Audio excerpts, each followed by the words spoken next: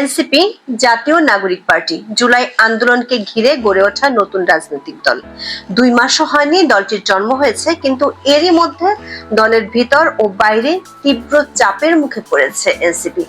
এতটাই চাপ যে দলটির ভাঙ্গন প্রায় নিশ্চিত হয়ে গেছে।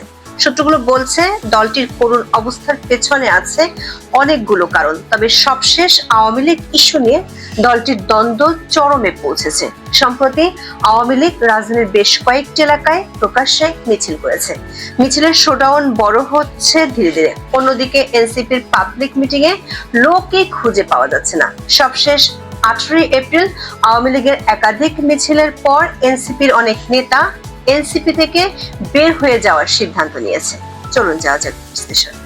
আওয়ামী লীগ রাজনীতি করতে পারবে না, এমন কথা খোদ প্রধান উপদেষ্টা ডক্টর মোহাম্মদ ইউনূসও বলেছিলেন অন্য উপদেষ্টারাও। অবশ্য পরে সেই বক্তব্যের ধরন পাল্টে গেছে। বলা হয়েছে আওয়ামী লীগকে নিষিদ্ধের সিদ্ধান্ত সরকারের নেই, কিন্তু আওয়ামী লীগের প্রকাশ্যে রাজনীতির বিরোধিতায় সবচেয়ে সোচ্চার ছিল জাতীয় নাগরিক পার্টি বা এনসিপি।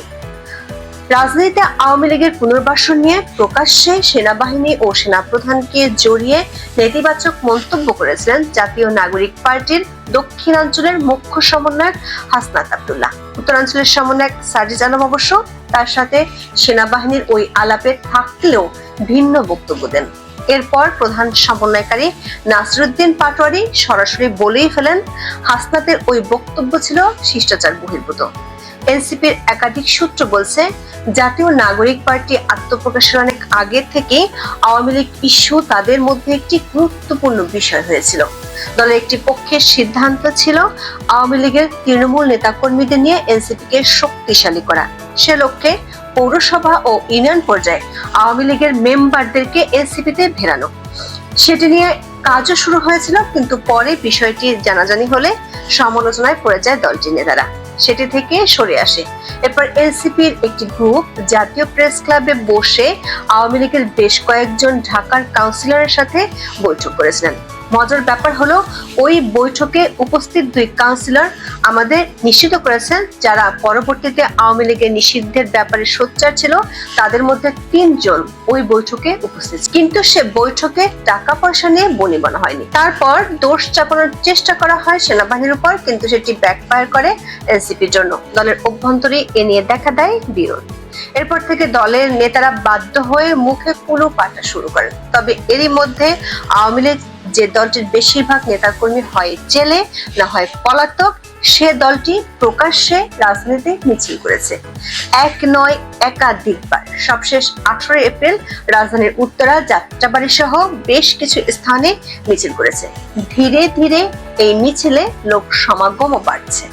এনসিপি নেতাদের অভিযোগ, দলের একটি গ্রুপের সমর্থন থাকায় এবং সরকারের নীরবতায় আওয়ামী লীগের প্রকাশ্য মিছিলের সংখ্যা বাড়ছে। এ নিয়ে বিরোধের জের ধরে 17 এপ্রিল এনসিপি থেকে ইস্তফা দিয়েছেন যুগ্ম মুখ্য সমন্বয়ক রাফিদ এম ভূঁইয়া। নিজের ফেসবুক পোস্টে রাফিদ ভূঁইয়া লিখেছেন, এয়ারপোর্টে আজকে যে মিছিল হলো সেটার পিছনে অন্তত গত 3 মাস ধরে কাজ করা হয়েছে। এই মিছিলগুলো যাতে হতে না পারে সেজন্য আমরা সবাই অনেক কাজ করছি। রাতের আধারে কেউ গ্রাফিতি আঁকলেও তাকে আইডেন্টিফাই করা, উত্তরার কোথায় থাকে, ফান্ডিং কে দেয়, সব বের করেছি।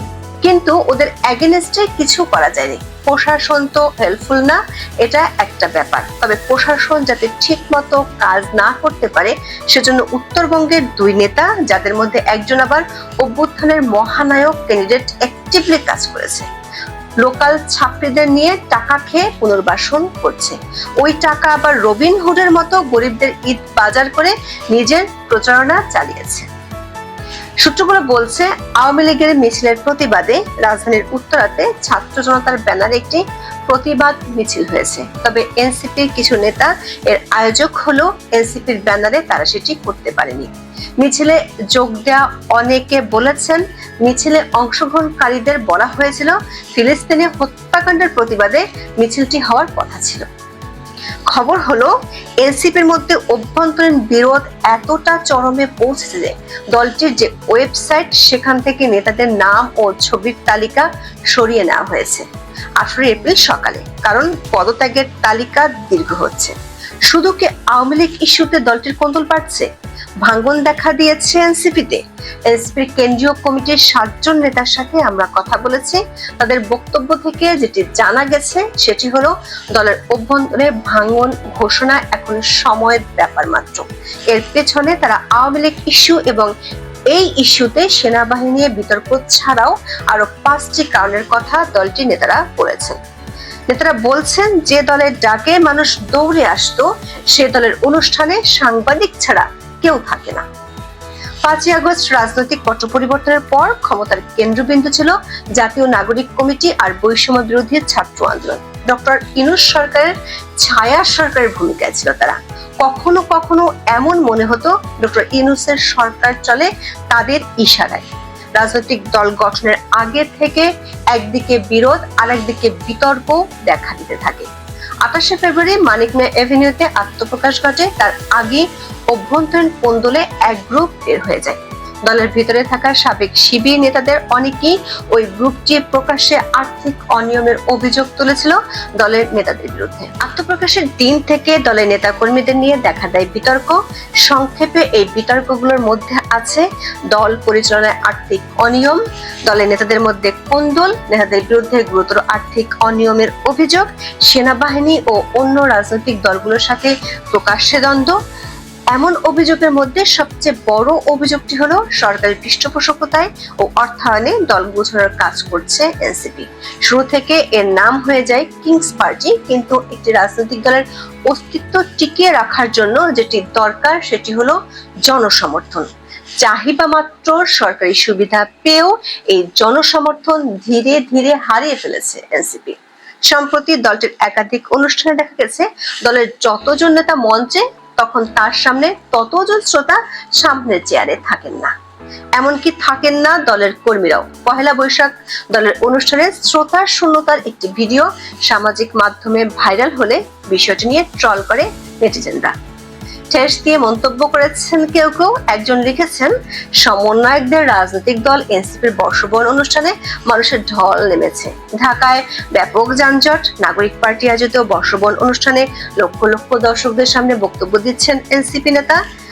এর আগে দলের প্রধান সমন্বয়কারী নাসিরউদ্দিন পাটোয়ারির একটি অনুষ্ঠানের ভিডিও সামাজিক মাধ্যমে ভাইরাল হয়েছিল, যেখানে লোক সমাগম একেবারেই ছিল না। এই জনসমর্থন হারানোর পেছনে একটি কারণ হলো যোগ্য নেতৃত্বের অভাবে ভুগছে দলটি। একাধিক সূত্র মতে শুরুতে দলটির কেন্দ্রীয় কমিটির সদস্য সংখ্যা ছিল 217, কিন্তু দলের ভিতরে দ্বন্দ্বের কারণে বেশ কিছু সদস্য বের হয়ে যায়। মার্চের মাঝামাঝিতে সদস্য সংখ্যা দাঁড়ায় 171। দল গঠনের সময় শিবিরপন্থীদের একটি গ্রুপ বের হয়ে গেল। শেষ পর্যন্ত মধ্য, ডান, বাম, শিবির এবং কমিপন্থীদের নিয়ে দলের কেন্দ্রীয় কমিটি গঠিত হয়েছিল। গঠনের সময় থেকে দলটির বড় সমস্যা নেতৃত্ব। দুই নেতা নাহিদ ইসলাম ও আক্তার হোসেনের মধ্যে দূরত্ব ও সমন্বয়হীনতা দলটির অভ্যন্তরে এখন ওপেন সিক্রেটের বিষয়। এই সমন্বয়হীনতার কারণে দলটির অভ্যন্তরে এরই মধ্যে ছোট ছোট গ্রুপ বা উপদল তৈরি হয়েছে। দলটির মধ্যে নেই কোনো থিঙ্ক ট্যাঙ্ক যিনি শক্ত হাতে দল পরিচালনা করতে পারেন। দ্বিতীয় কারণ হলো দলটির নেতাদের আর্থিক অনিয়ম। দলটির একাধিক নেতার মতে দলের সাংগঠনিক কাঠামো ও দল গোছানোর আগেই এনসিপির নেতারা ব্যস্ত হয়ে পড়েন শোডাউনে। হেলিকপ্টার আর গাড়ি বহরের বিতর্ক আর সমালোচনায় দলের সদস্যদের মধ্যে বিরোধ দেখা দেয়। মূলত ছাত্রদের দল এনসিপি, যাদের কিছুদিন আগেও জীবন চলতো টিউশনির টাকায়, তারা কিভাবে রাতারাতি ছাদ খোলা কোটি টাকা দামের গাড়িতে চড়ে সেই প্রশ্ন আছে দলের ভিতরে ও বাইরে। কমিশন বাণিজ্যের অভিযোগ নিয়ে প্রকাশ্যে টিভি টকশোগুলোতে কথা বলছে প্রতিপক্ষ রাজনৈতিক দলগুলো। প্রশ্ন উঠেছে সরকারি সুবিধা পাওয়া আর পৃষ্ঠপোষকতা নিয়ে। সরকারে থাকা দুই ছাত্র উপদেষ্টার মন্ত্রণালয়গুলোর প্রায় সব কাজ এনসিপির নেতারা পাচ্ছেন এমন অভিযোগ আছে রাজনৈতিক মহলে। শুরু থেকে দলটির আর্থিক স্বচ্ছতা নিয়ে যে অভিযোগ তা খোলাসা করতে চায়নি তারা। তৃতীয় কারণ হলো ব্যক্তিগত শোডাউন। দলের চেয়ে নেতারা নিজেদের নিয়ে ব্যস্ত বেশি। এনসিপি নেতারা বলছেন অন্য রাজনৈতিক দলগুলোর পক্ষ থেকে নির্বাচনের কথা বলা হচ্ছে, কিন্তু দলটি এখনো নিবন্ধনের জন্য প্রয়োজনীয় শর্ত পূরণের কাজই করতে পারেনি। বাধ্য হয়ে নির্বাচন কমিশনের কাছে 3 মাস অতিরিক্ত সময় চেয়েছে দলটি। দলের একজন যুগ্ম আহ্বায়ক নাম প্রকাশ না করার শর্তে বলেছেন, এই মুহূর্তে দলটির যা অবস্থা তাতে 3 মাস কেন 6 মাসে নিবন্ধনের প্রয়োজনীয় কাজ শেষ হবে কিনা তা বলা মুশকিল। দেখা যাচ্ছে দলের নেতাদের মধ্যে জুলাই আন্দোলনে যারা জনপ্রিয়তা পেয়েছিল তারা নিজ নিজ এলাকায় শোডাউনে ব্যস্ত। ঈদের দলটির 41 জন নেতা নিজ নিজ এলাকায় শোডাউন করেছেন, প্রচুর অর্থ খরচ করেছেন। ঈদের পর দলের এক সভায় এই অর্থ তারা কোথায় পেয়েছেন এমন প্রশ্ন তুলেন অনেকে। ওই সভায় নেতাদের ব্যক্তিগত জনপ্রিয়তা অর্জনের প্রতিযোগিতা নিয়ে কথা হচ্ছে। তারপর থেকে দলের নেতাদের মধ্যে বাড়ে অদৃশ্য দূরত্ব। জাতীয় নাগরিক পার্টি থেকে বের হয়ে ইতিমধ্যে সাবেক শিবির নেতারা আরেকটি প্ল্যাটফর্ম গঠন করেছে। এনসিপির কেন্দ্রীয় কমিটির অনেক সদস্য ইতিমধ্যে দলটির নেতাদের সাথে যোগাযোগ করা শুরু করেছেন। আরেকটি কারণ হলো অনাবশ্যক বিএনপির সাথে বিরোধ। এনসিপির একটি গ্রুপ যাদের সংসদীয় আসনে বিএনপির শক্তিশালী প্রার্থী আছে, তারা বিএনপির বিরুদ্ধে অবস্থান নিয়েছে। এ কারণে দল হিসেবে দাঁড়ানোর আগে বিএনপি ও এর অঙ্গ সংগঠনগুলোর সাথে বিবাদে জড়িয়ে পড়ছে এনসিপি। পঞ্চম কারণ বৈষম্য বিরোধী প্ল্যাটফর্ম নিয়ে দ্বন্দ্ব।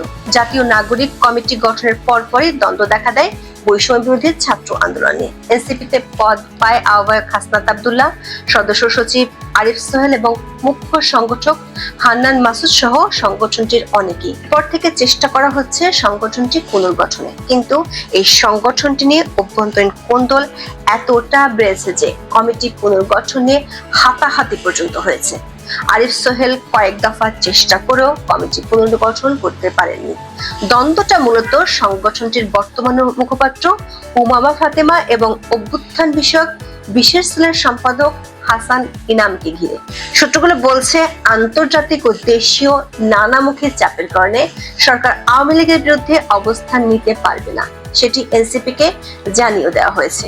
এখন দেখার বিষয় এই ইস্যুতে এনসিপি কি করে আর দলটির ভাঙন কত দূর গড়ায়। আজ এ পর্যন্ত। সবাই ভালো থাকুন, সুস্থ থাকুন, নিরাপদে থাকুন। দেখা হবে আগামী পর্বে।